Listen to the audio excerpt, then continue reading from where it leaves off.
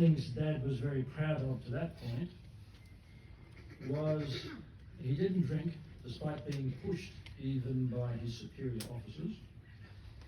He knelt down beside his bed every night and said his prayers.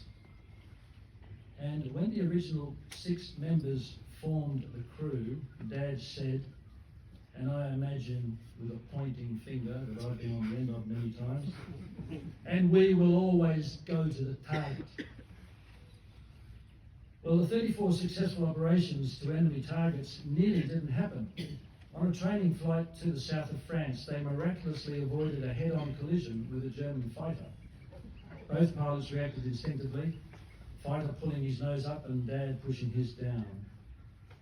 Hugh McClelland, in the mid-upper gunner turret, was heard to exclaim, "Expletive! What the hell was that?" as he and his turret very nearly was scraped off the top of the aircraft and into oblivion. And by the way, the fighter never returned. 28th of April 1944, Dad was assessed as well above average as a pilot and captain, has good control of a sound crew,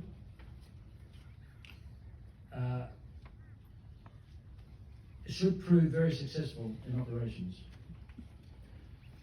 On the 1st of July, Lofty Duchesne, the English engineer, joined the crew, and now for the mighty Halifax. Joe Herman, Dad and his crew flew one last time together on a training flight on the 4th of July. This was to become a special memory for Dad. Operations commenced on the 17th of July. Dad remembered very little about most of the crew's 35 ops. One was an extra one, he didn't get to the target on that occasion, but didn't come back. Their second op, however, a daylight attack on Verey's railway yard near Paris to bomb a build-up of German troops and equipment destined to be used against the advancing D-Day invasion. It was very satisfying for 2 reasons. The obvious importance of the target, but also because they got to the target early and had to go around a second time, therefore being subjected to another dose of flak. But this ensured that all the French workers had safely left the area before the bombs rained down. Again, the crew were not impressed. Another memorable op, for different reasons, was one which took them into a terrible electrical storm, and after being given the option to abort and return to base, Dad decided to push on, so being true to his promise to the crew. Theirs was one of the very few bombers that reached the target, and again, the decision didn't win any popularity votes from the rest of the crew. During the storm, the aircraft was lit up by St. Elmo's fire, caused by the intense build-up of electrical charge. And Hugh, sitting up in his mid-upper turret, had a bird's-eye view of the full effect of it, and was terrified the Halifax was about to explode. Again, was not impressed. When they had safely returned to Driffield and debriefed, Maury, the tail gunner, an avowed atheist, admitted to being so terrified that he actually prayed for protection. And Dad would have taken that as a further justification for his decision to continue to the target. On another occasion, the bomb aimer appeared beside Dad in the cockpit amidst heavy bursts of flak, crying, "Is the top of my head still there?" After a piece of flak had shot past him dangerously close. Thankfully, it was still there.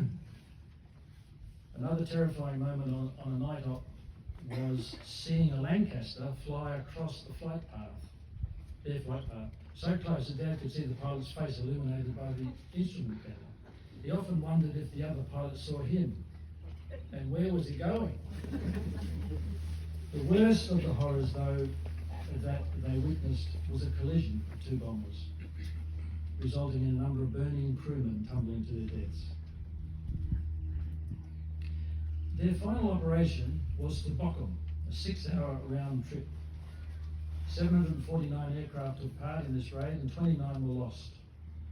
When the crew successfully touched down at Driffield, they were thrilled and so relieved it was all over. But these emotions were short-lived when they learned Joe Herman's crew failed to return. Dad, not knowing Joe's fate, feared the worst as he cleaned out his locker and assembled his personal effects to be sent to his wife of only a few weeks. Now they were on leave, and Dad had purchased a small car, but despite being a very competent pilot, he didn't know how to drive.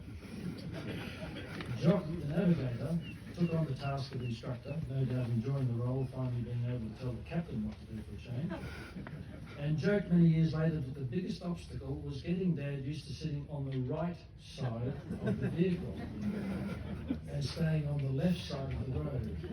Pilots will understand. Soon there were dances to attend and places to see, and inevitably girls to meet.